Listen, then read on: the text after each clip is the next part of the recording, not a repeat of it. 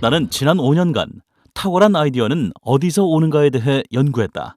그것은 우리들 모두가 본능적으로 관심을 두는 문제라고 생각한다. 우리는 좀 더 창의적이길 바라고, 더 좋은 아이디어가 떠오르기를 바라고, 조직이 좀 더 혁신적이기를 바란다. 나는 이 문제를 환경적인 관점에서 살펴보고 싶다. 역사적으로 뛰어난 창의력과 혁신을 가져온 공간은 무엇일까? 이러한 시스템에서 발견한 것은 반복해서 보게 되는 반복적 패턴이다. 그것은 보통 혁신적인 환경을 만드는 데 중요한 것이다. 내가 느린 예감이라고 부르는 한 패턴은 획기적인 아이디어는 갑작스런 영감이 떠올라 위대한 통찰을 하는 순간에 나타나지 않는다는 것이다.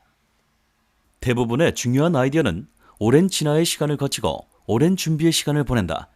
아이디어가 성공하거나 유용해지려면 2년이나 3년이 걸리기도 하고 때로는 10년에서 20년이 걸리기도 한다.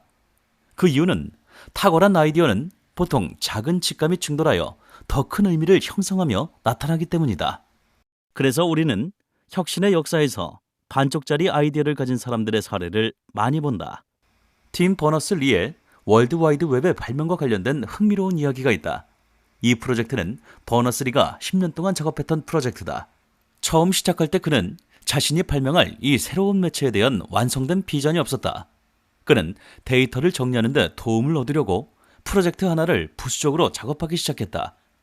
몇 년 후에 그 프로젝트를 폐기하고 다시 또 다른 프로젝트를 작업하기 시작했다. 약 10년 뒤에 월드와이드 웹의 비전이 완성되었다. 아이디어는 보통 그렇게 나타난다. 아이디어를 완성하기 위해서는 배양할 시간이 필요하다. 그리고 이렇게 부분적인 감각적 형태로 오랜 시간을 보낸다. 아이디어를 이런 방식으로 생각할 때 또 다른 중요한 점 하나는 직감끼리 서로 충돌하는 상태가 아이디어에 필요하다는 것이다. 이러한 직감이 변하여 만들어진 발견은 또한 다른 사람의 생각에 숨어있는 또 다른 직감일 때가 많다. 그래서 우리는 그러한 직감이 모여 더 큰 의미를 만들어낼 수 있는 시스템을 만드는 방법을 찾아야 한다. 예를 들면 계몽주의 시대의 커피하우스나 근대의 문화살롱이 훌륭한 창조성의 엔진이 될 수 있었던 이유는 그것이 아이디어를 서로 교환하고 나누어 새로운 형태로 만들 수 있는 공간이었기 때문이다.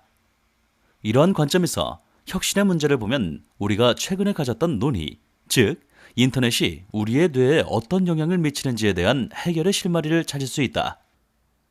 우리가 24시간 연결된 멀티태스킹의 생활 방식에 압도당한 것은 아닌지, 그래서 예를 들어 지적인 사고를 못하고 점점 더 단편적이고 느린 독서를 하게 되는 것은 아닌지, 하지만 과학적 혁신과 기술적 혁신의 주요한 원동력이 역사에 남을 만한 연결성의 증거와 다른 사람들과 만나 아이디어를 교환하고 다른 사람들의 직감을 빌려 자신의 직감을 결합하고 새로운 것으로 만들 수 있는 우리의 능력이라는 것을 기억해야 한다.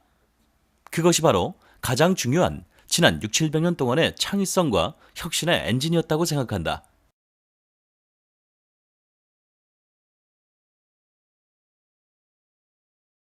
그렇다. 그것이 좀 더 진실에 가까운 사실이다. 그러나 지난 15년 동안 가장 기적적이고 믿기 어려운 일은 우리가 새로운 여러 가지를 연결하는 방법과 작업하고 있던 이상을 완성할 수 있는 조각을 가지고 있거나 우리 자신의 아이디어를 만들거나 변화시킬 수 있는 새로운 정보를 우연히 발견한 다른 사람들을 만나고 찾는 새로운 여러 가지 방법을 찾았다는 것이다. 그것이 바로 탁월한 아이디어는 어디서 오는가에서 얻는 진정한 교훈이다. 기회는 연결된 사고를 좋아한다.